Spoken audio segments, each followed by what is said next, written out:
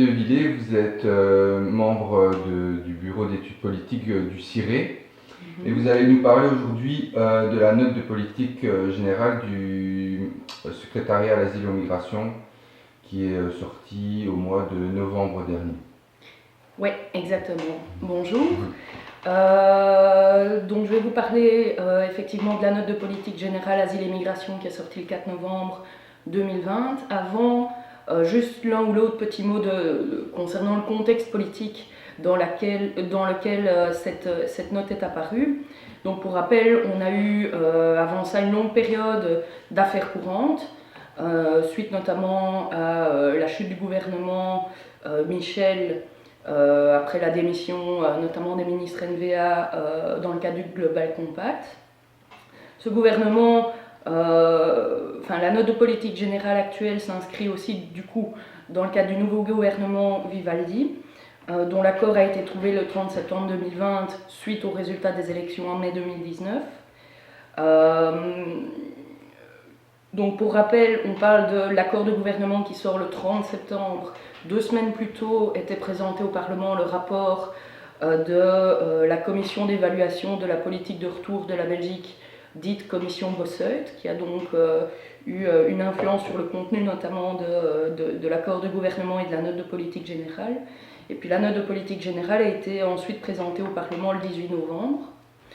Alors cette note, comment est-ce qu'elle se structure? Elle se structure autour de 8 lignes de force. On verra après en détail ce qu'elles contiennent, mais donc les 2 premières lignes de force sont plutôt des lignes que je dirais transversales. La première, c'est le respect du droit international et des traités. Le deuxième, la coopération européenne.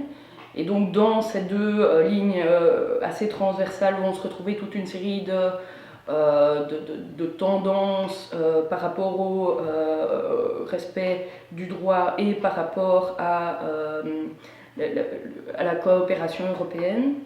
La 3e ligne de force s'intitule amélioration qualitative, s'intitule des institutions efficaces dans un cadre législatif clair. Et là, c'est plutôt une ligne qui va aussi toucher à l'ensemble des éléments de la politique belge, en vue d'en améliorer le fonctionnement dans le cadre actuel. La toute dernière ligne de force, la ligne 8, s'attaquer aux abus, va aussi reprendre toute une série d'éléments de la politique belge. Et alors on a 4 autres lignes de force qui sont la ligne 4, la protection des personnes vulnérables, la 5, un accueil de qualité dans un modèle d'accueil flexible, la 6, la migration comme valeur ajoutée, et la 7, lutte contre le séjour irrégulier, qui sont vraiment des lignes sur des morceaux de la politique qui va être menée par la Belgique. Alors de façon générale, ce qu'on va voir sur l'ensemble des sujets, c'est qu'il y a quand même beaucoup de mesures spécifiques.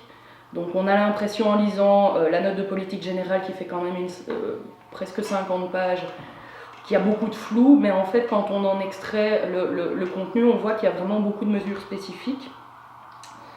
Il y a aussi beaucoup de formules assez vagues, dont certaines où on peut se demander un peu qu'est-ce que ça peut bien vouloir dire. 2 exemples pour commencer. On va optimiser l'ensemble de la procédure d'asile grâce à une approche intégrée. Qu'est-ce qui va se retrouver là-dedans? Bonne question, c'est pas plus détaillé que ça. Autre exemple, la Belgique va, je cite, la Belgique apportera une contribution constructive et positive à la réalisation d'ajustements structurels de grande envergure au sein du même système. C'est génial, ça veut de nouveau pas dire grand-chose. Et donc des éléments comme ça et des formulations comme ça, on va en retrouver à différents endroits de la note de politique générale.